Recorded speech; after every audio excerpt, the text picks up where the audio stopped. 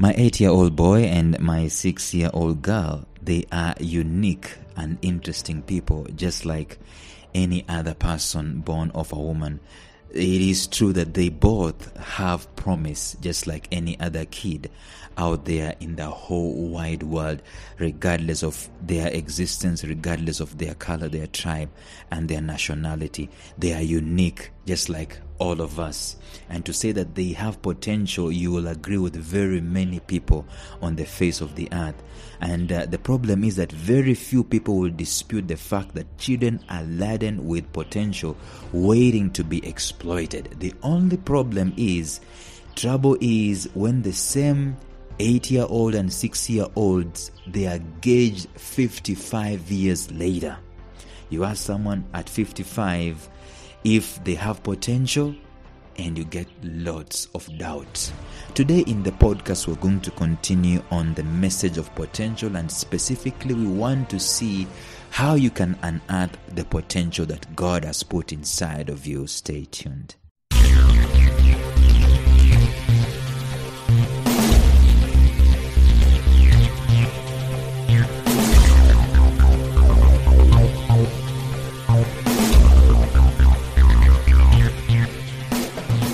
Welcome to the Life Signatures podcast with Lawrence Namale. Lawrence is a life coach, author, and keynote speaker who loves to tackle different topics on purpose, productivity, and resilience. His mission in life is to awaken all your boundless possibilities available in you. Life Signatures podcast is dedicated to bring to reality every single person who knows that deep down in their gut, there's got to be more to life than this. And now, here is your host, Lawrence Namale.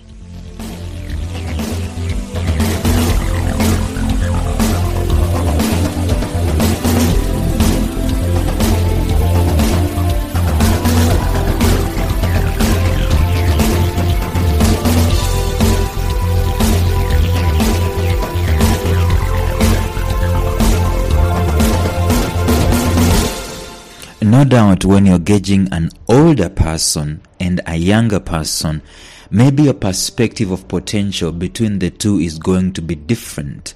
We look at children and we tell them they have a lot of potential, and we keep telling them that they are, and it's very paradoxical and ironical, that they are the leaders of tomorrow.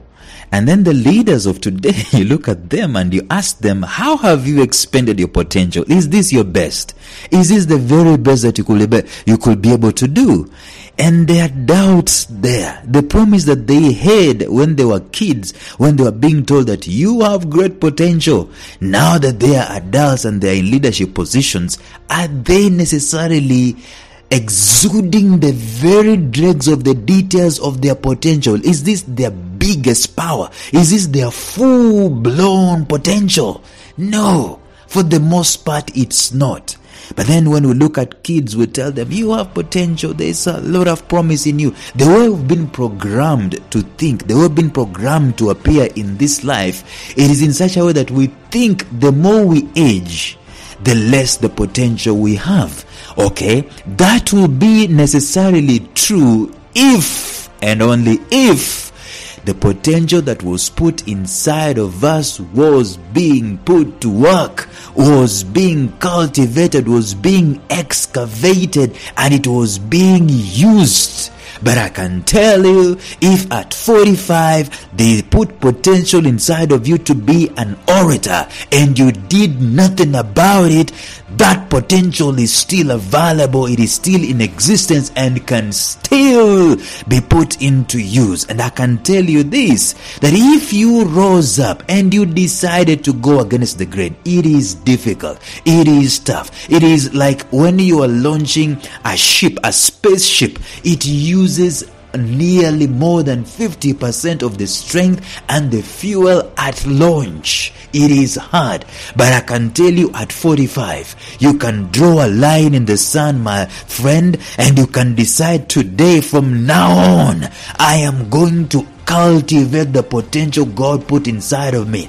And I can tell you, even if you lived for only 20 years from the year 45 and you only live 20 years later on, fully deploying your potential, thank you those 20 years that you're going to be alive will be the most productive years you ever lived, and you will be the happiest. I'm telling you, the return of 20 years can be greater than the return of 45 years if potential has been cultivated and excavated. And that is actually a tweetable quote. I'm going to tweet that. If at 45 years you decided to live the next few years fully deploying your potential, you will be the happiest human being on the face of the earth. And we are discussing how in the world can we excavate this potential? How in the world can we go out there and focus on the potential that was put inside of us? Because I believe if you wanted to make the human useless, valueless, inconsequential, redundant, if you wanted to kill the human, this is what you do. You remove from them potential. Oh, I'm telling you, it is a sorry thing. It is a sickening thing to see a human being who doesn't have potential. And by the way, technically there is no human being who doesn't have potential. The sickening thing you will see is a human being filled with potential. Like every time you see a mad person on the streets, what goes on into your mind? This is a human being with serious potential, and it's being wasted away for one reason or another. And you see someone who could be able to do great stuff, but they have stooped low to do just the ordinary, like we discussed in the previous episode, just to do the ordinary so that they can put food on the table. Look, I am not looking down on people who are doing all that they can so that they can put food on the table and clothes on their back and that they can be able to pay rent. But I'm saying, ladies and gentlemen, above that, we can go against the grain and we can stick up like a sore thumb and we can break through the walls of opposition and we can expand the potential that God put inside of us. We can break the barrier.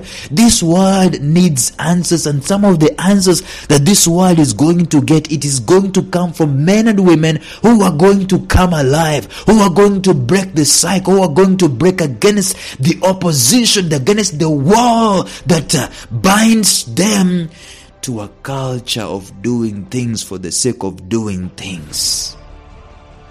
See, we've got to come to the level of wanting to go against the grain and unearth our potential. So you tell your 3-year-old, 4-year-old that they're filled with potential. But trouble is when the same 3-year-old is gauged. You talk to them at 55. And it's true, because even as we grew up, we used to have these dreams. I'm going to be a pilot. I'm going to be a lawyer. I'm going to do this. I'm going to do that. I saw a joke on Facebook the other day when people will be saying in class, I'm going to be a lawyer, I'm going to be a nurse, I'm going to be this. And now you look at them, they're the guys who are saying, do you want oil from Arabia? You want bed sheets from Egypt and so on? I am your guy. I mean, our goals have been cut and have been culled, and we've retraced from life. We've retraced from the promise that we did have, because we did not stick up like a sore thumb. We did not resist the oppositions that life threw at us, so that we can become the men and women that we were created to be. The other day, and I'm not bragging, the other day, do you know what happened to me? The other day, I participated at my club level at Toastmasters, and I became tops. In fact, last year I participated in it. There were 4 contestants in a international speech contest. There were like 5 contestants, and I came up the 3rd. That was a hint of potential, ladies and gentlemen.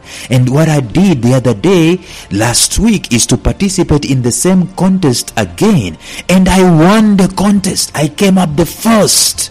That should tell me something about potential. It is not just, see, every time you see something that is happening and you are coming up top and you're coming up with a promise, it is not that you have arrived. It is a promise. So if you look at me 20 years from today, when it comes to public speaking, I must be the SI unit of public speaking. I must be a voice. I must be some name that is heard in that area. Why? Because that is potential. So I need to make sure that for the most part, and I'm going ahead of myself, for the most part, any promise that I have shown in life, it is my responsibility to go against the grain and plan for it and make sure it is executed. And I'm asking you, because you might be listening to me in December 2019 and it's coming to January and you're going to be making New Year resolutions. And I know you've got to put food on the table. I know you've got to put clothes on your back. I know you've got to pay rent. I know you've got to fend for your family. I know that it is a mainstay every day. But you see, my friend, at the back of it all, there is something that you might be neglecting. Probably this year in 2019, you have seen a grain of promise inside of you. You've seen some grain of possibility that is laden inside of you. It is your responsibility. I am daring you to make sure that you go back to that potential. I don't know what it is. It might be in entrepreneurship. It might be in writing a book, in being a creative human being. It might be in helping some children to do one thing or another. It might be in playing a musical instrument. Whatever place that there is promise in, listen to me. I dare you to go out there and cultivate it. Make it your sole purpose in 2020 and beyond, to make sure that where potential is, you are actually cultivating it. Listen to me, and I'm going ahead of myself. Chances are that you do not want to do that because of the reasons I gave you earlier. Because you want to put food on the table, and you want to put clothes on your back, and you want to pay rent, and you want to live. Basically, you want to eke out a living. The problem is that potential does not have a mathematical constant of payback in terms of money. You don't know how much money did I get with the speech contest? I got zero. In fact, I've got to pay for my club in order to participate for that contest. And so it's easy for me to start looking for things that I can be able to do that will bring me money at the end of the month, and I forget what my potential is. Why did God put that oratory skill inside of me? For me to exploit it to the fullest and to use it for the betterment of society. How is it going to pay? I don't know. But it is my responsibility to cultivate it.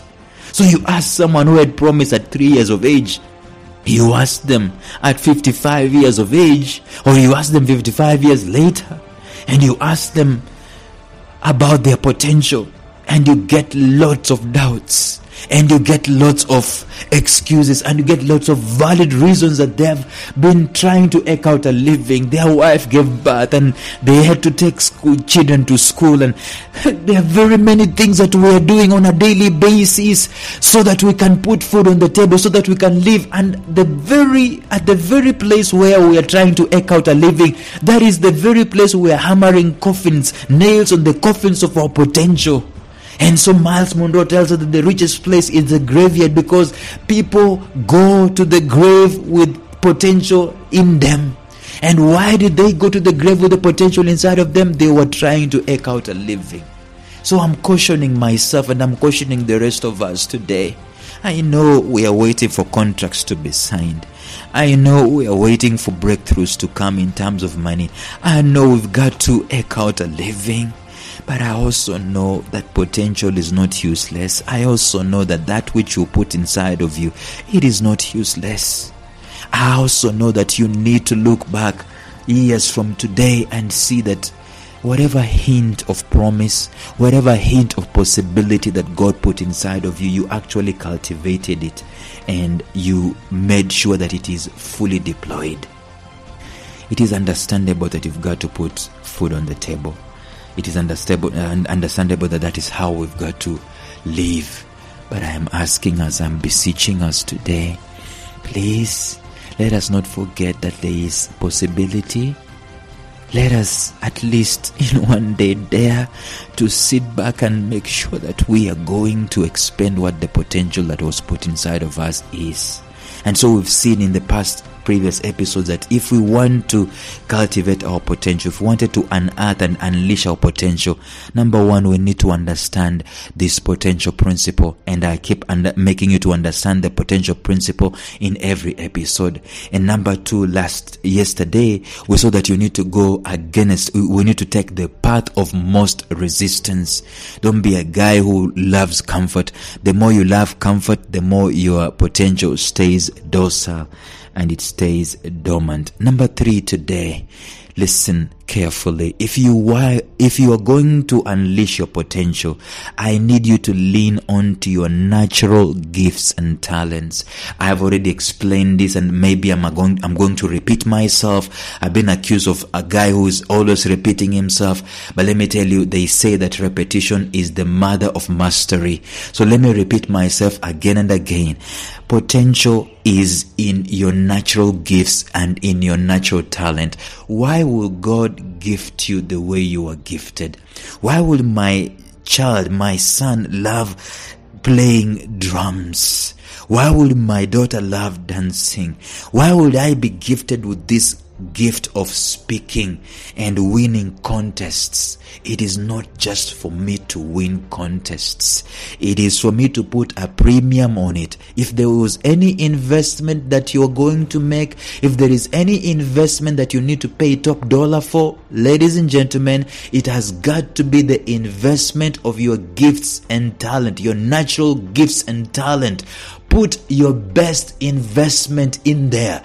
I am saying natural gifts and talent because they are there. They are easy to see. They are easy to see. Some people normally will tell you, I don't have natural gifts and talents. But let me tell you, there are some people who wonder. Have you ever come to that level where some guys are telling, hey, they are wondering, how did you do that? And for you, it's nonchalant. It just happened. I mean, no big deal about it. That is a natural gift and a talent. Sometimes it comes to that place where you have this anger, you see some disorder, you go to an organization and you just naturally spot a disorder. I remember the first job I ever got, I went into that place and I saw there were no systems in place, there were no computers in place. I mean, people were doing things haphazard, haywire, and it pained me. That was potential speaking to me that, Lawrence, you can do that. That was a leadership potential that was rising up. Don't tell me you do not have potential. Things that people compliment you the most of, there are fields of potential in there. You understand what I'm saying? So I am telling you that find out what it is and put your greatest top-notch investment in it, and you will not be disappointed with it. When I was in primary school, my natural gift and talent was in writing. I mean, when people were asked to write this creative writing, people knew that number one is Lawrence. The rest of us, let us start looking for number two and let us fight for number two. But number one is gone. It is a foregone conclusion. It was my natural disposition. And I tell you, I will do this to every time. There is not a single time that I was dethroned from that position. It was my natural gift and talent. And I loved it. And I still do love it. But then, I was naturally gifted in that area. Unfortunately, I went to high school. High school happened. High school happened and college happened. Do you know what I did in high school? I did like 13 subjects. And there's physics and there's mathematics and there's all these things. And of course, there was English and there's creative writing. But there was no focus on that natural gift and talent. It was there. In fact, there's a time when our English teacher brought in a teacher, a guest teacher, so to speak, to mark our creative work. Do you know what this guest teacher wrote on my paper? He said, has great potential. I still remember that too. You see, teachers normally say, good, very good, excellent, good job. But this teacher said, has great potential. What did I do with that feedback? Ladies and gentlemen, I did nothing. You know what I was looking for? I was looking for to become a lawyer. I was going through the grain, the rut, the continuous system of the day, the tradition of the day. I only picked up writing years after school, maybe 10 or 20 years after school. Question: what is there to show of my pursuits in education? Not so much. Question: what is there to show of my natural gifts and talents in terms of writing and speaking? I just told you the other day, I won a speech contest, an international speech contest. I participated in it and won. I have books upon books I have written. I have this podcast you're listening to has been written, has been curated many times over. I have like 600 plus articles. I have helped very many people in writing their own books. That is my potential. That is where the focus is supposed to go. Where focus goes, energy follows. And I am beseeching you, if you have any grain of potential inside of you, by the way, put there your energy, put there your focus. Yes, you've got to put food on the table. Yes, you've got to pay your rent.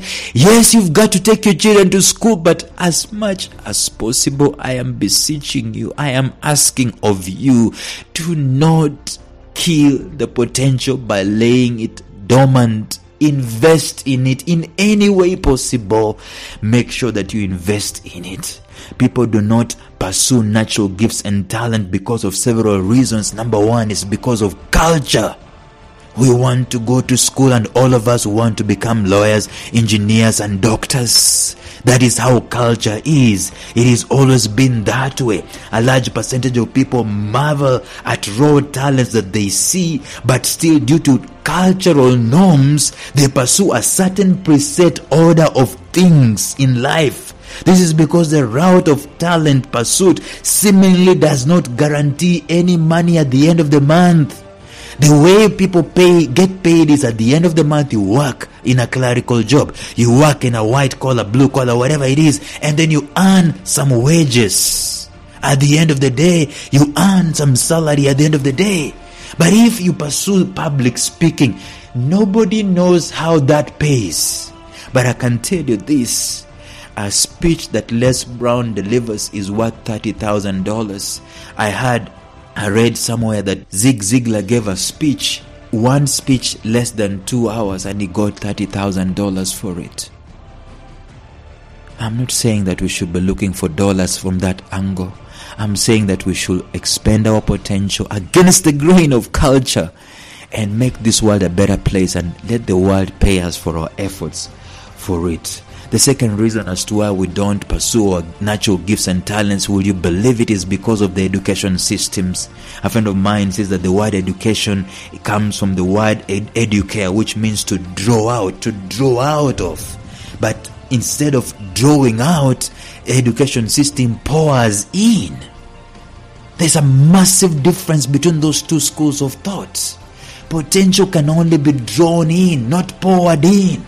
Potential already is in there. In other words, we need to look at the school system and change it in such a way that people are drawing out something that is existing inside of people. The school system has got to be an environment that has been created for people to draw out what God put inside of them.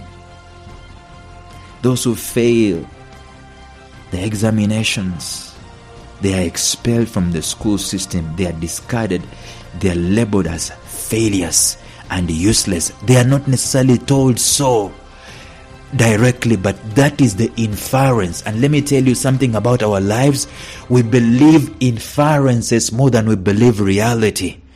The reality on the ground is that you've been divorced. The inference is that you're not a good person, you'll never amount to anything, and you believe the inference more than you believe the reality. And that's what school does. Our present education systems are based on mass production of people. It is not individual based. It's a yardstick for different people with different abilities, talents, and dispositions. The same examination being given to them as a yardstick. Anyway, the third reason as to why we do not necessarily follow our gifts and talents is because of focus. Still, the education system, if you wanted to find out the next steps of the people who have graduated from an education system, ask them what next. They will tell you they want to get a job. You know why? It is because a job provides a seemingly guaranteed security at the end of the month and at the end of the week, how you're going to be paid. Guarantee is the key word. We are looking for guarantees here.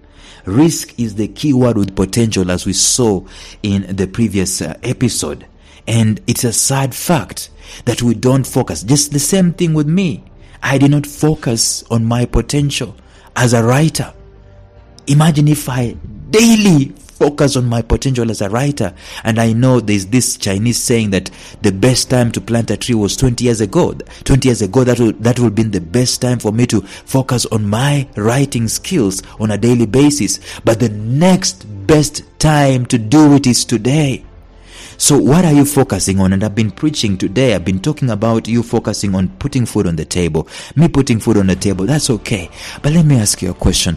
What if putting food on the table is connected to me doing my potential? What is putting food on the table is connected to me doing my writing?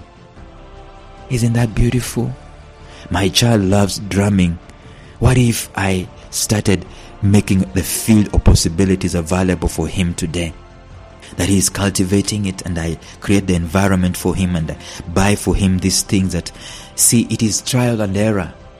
If we're going to do life, let me just say this, if we're going to do life wanting to have certainty in it, we're going to fail many times. I Lord, one of my pastors, there's a time he was preaching, and maybe his wife was telling us a story of one of the daughters that now she wants to be a nurse. Yesterday she wanted to be a teacher. That is so laudable, and they're making it allowable. I mean, they're allowing her to explore. It is exploration. If we are going to approach this life from the angle that, I am supposed to do, and I know this is counter of what I've always been saying in terms of purpose, that you have one purpose, but you see, you're going to arrive to that one purpose by trial and error. That is how life it is. It's not that predictable. So I'm asking you today, I am praying that you will go to all the strengths, all the grains, and don't be predictable, especially when your children are involved. Let the field of possibilities, let them try this and try that. The other day, my child was going for dance classes, and she was told, you can sing better than you can dance. That is okay.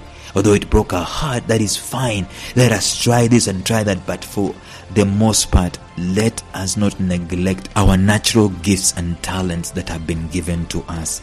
Let us pay top dollar for them and cultivate them to the fullest.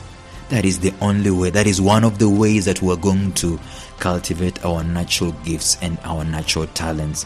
And that is the way that we're going to see our potential come to the fore. Please do it.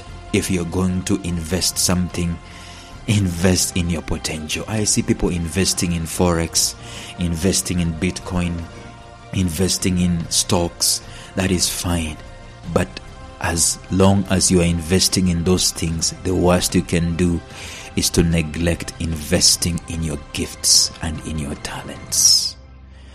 Think about that, and let's meet again tomorrow on this podcast. Bye-bye.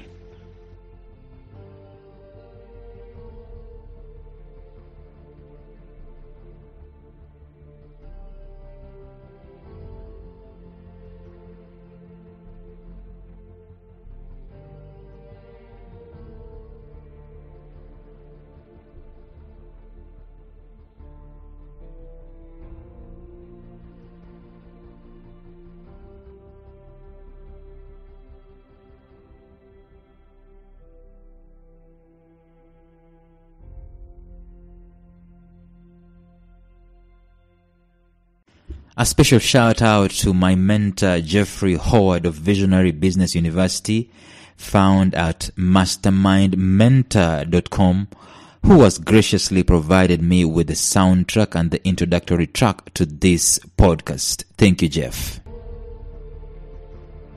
Thank you for listening to Life Signatures Radio. If you enjoyed today's show, subscribe to Life Signatures Radio on iTunes, Stitcher, or visit our website at lifesignatures.libsyn.com. Life Signatures Radio, fresh, clean, and inspiring.